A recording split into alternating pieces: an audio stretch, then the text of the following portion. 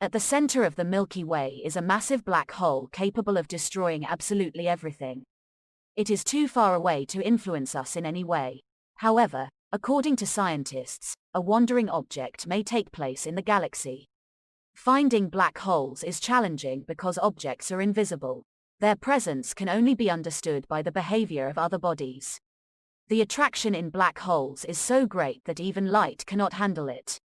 According to the findings, the closest hole to our planet is Sagittarius A and it is located 26,000 light-years from us. At any moment, it may turn out that there is a black hole near the globe. There are wandering objects in the galaxy, noted physicist Michio Kaku. Some were even tracked down. Experts are building frightening models of the future of the Earth. The probability of a hole appearing and absorbing the globe is small, but it does exist.